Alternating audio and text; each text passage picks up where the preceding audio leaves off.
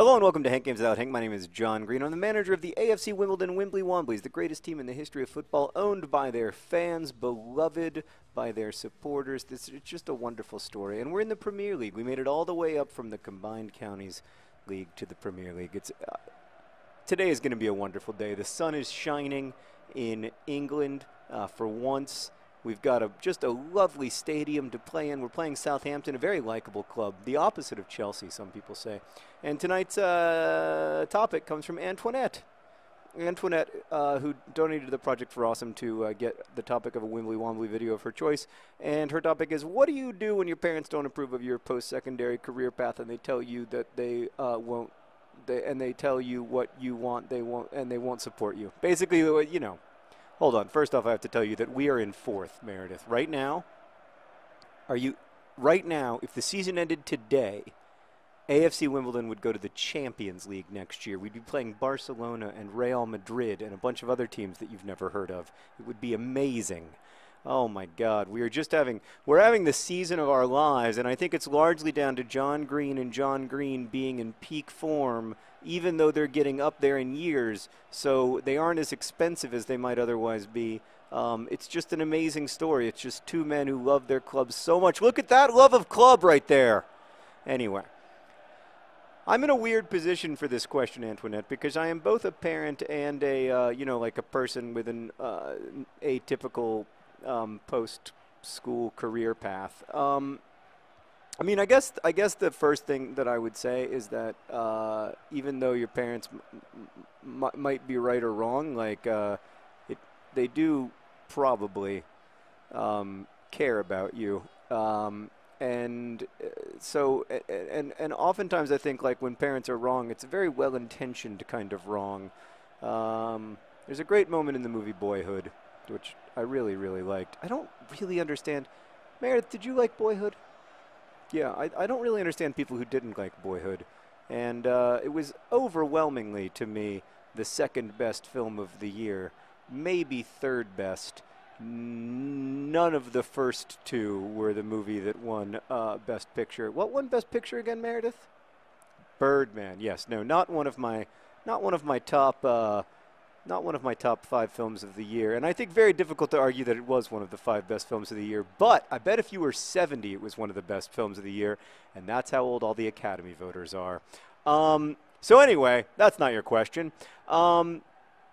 I think it comes from a place of, like, wanting your kids to be okay, wanting them to be safe, wanting them to be secure. And so a lot of times I think parents put career expectations on their kids that are really about, maybe their own fears, maybe their own regrets, or their own fears for their own lives. What a great move from John Green! Oh, almost a goal. Almost a goal on a Cruyffy turn. Oh, and then he gets taken out by his own man. But look at other John Green tracking back, playing with courage. Yeah, I mean, look, you got to do. It's your life. That's my basic advice. Like, your life ultimately belongs to you and not to your parents. And you've got to do. It is your life. That said, I don't know. I think parents are a little bit underappreciated. Not all the time, but sometimes in these situations, because sometimes, it's more about, I don't know. Like my parents were always very supportive of my writing, but they also made it very clear to me that it was extraordinarily unlikely that I was going to make a living writing, and that I should, like, have a career, or not necessarily a career as such, but like that I should, like I should work hard and take my work seriously, and understand that, like, my day-to-day work probably wasn't going to be writing books. It was probably going to be something like semi-professional FIFA playing, where you've just got to go through the daily grind of dreary living, playing as the greatest club in the history of the world. It is hard.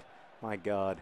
I'm also, so the other reason I don't feel really qualified to answer this question is that, like, I'm on the very far edge of the luck curve. Like, I've been able to do work that I really enjoy, and that probably biases me a little bit toward work that is really enjoyable.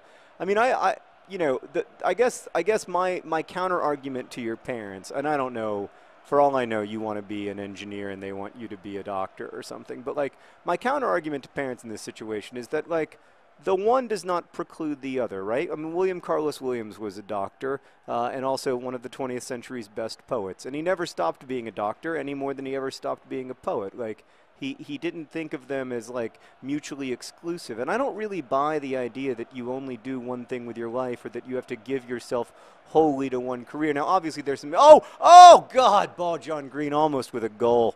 Obviously, there are some exceptions, like, you know, becoming, like, I don't know, a neuroscientist or whatever. It's going to be very difficult to be both a neuroscientist and an electrical engineer because they both involve a lot of post-secondary years of education.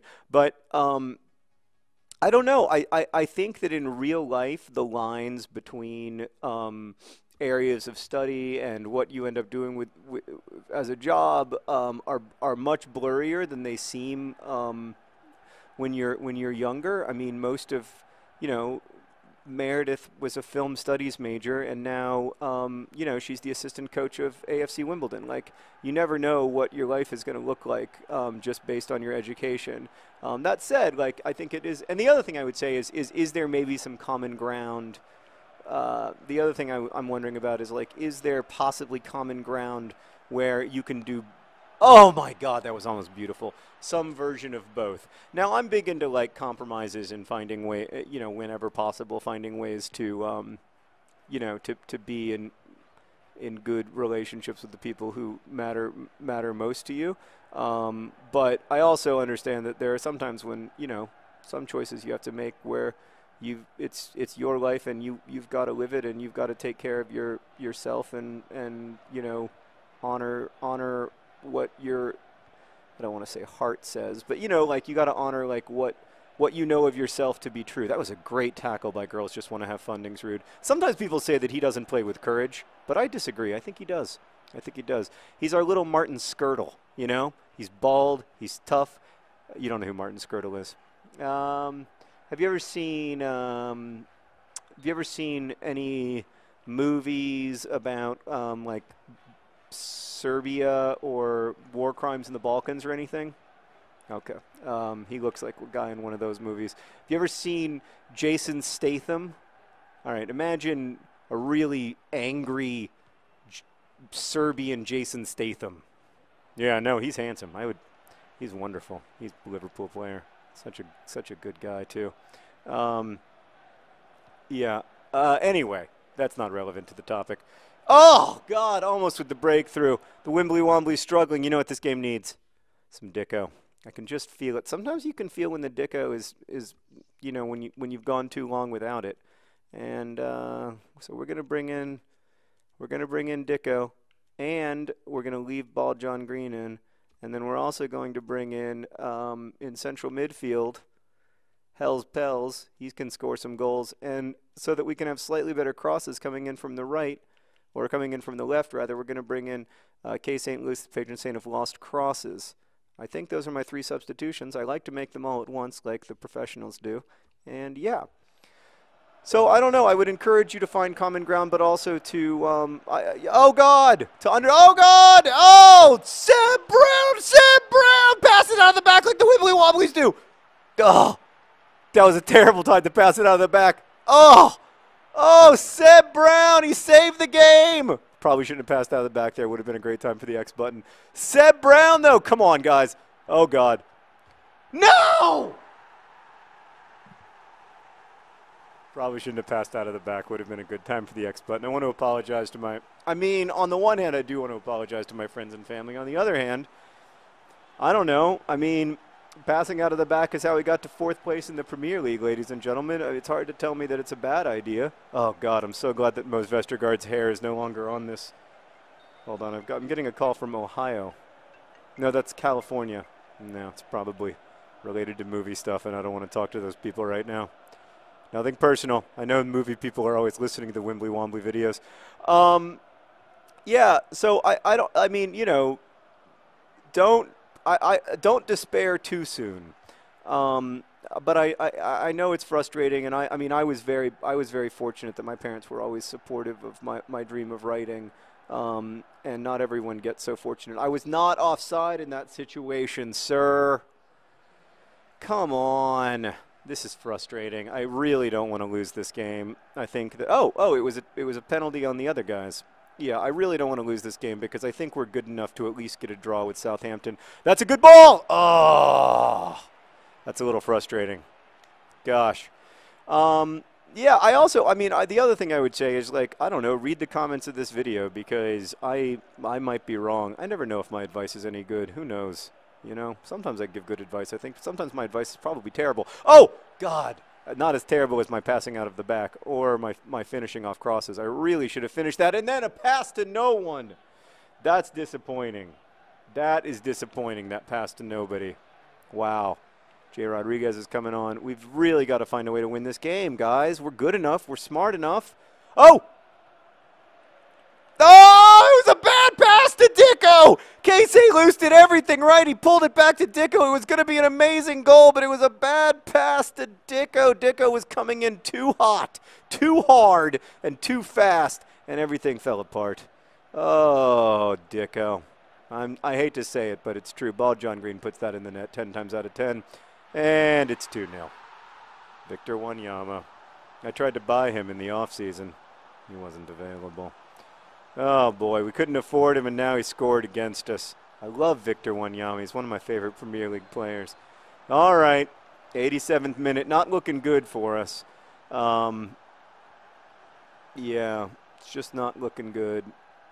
Oh, boy. Maybe we can get one back and then maybe a miracle or something. But we've made our substitutions. Southampton enjoying the bulk of possession. You've got to say, I mean, again, I hate to lose, but you've got to admire the way Southampton bad pass to Dicko. Dicko has not really done anything in his role as substitute, and perhaps there's a lot to fault in my managing of this game. This has probably been my worst game in the Premier League as manager of the Wimbly Womblys. The Dicko substitution was a mistake. I think, and then certainly passing it out of the back in that situation, huge mistake. Gave Southampton everything that they needed, and then you've got to admire the way Southampton has played. You know, they play nice possession football, attacking, open. This is bad for our goal difference. Guys! Oh, for the love of God! Jason Punchin, another guy I tried to pick up in the offseason, actually. Stop hitting my players with your joy.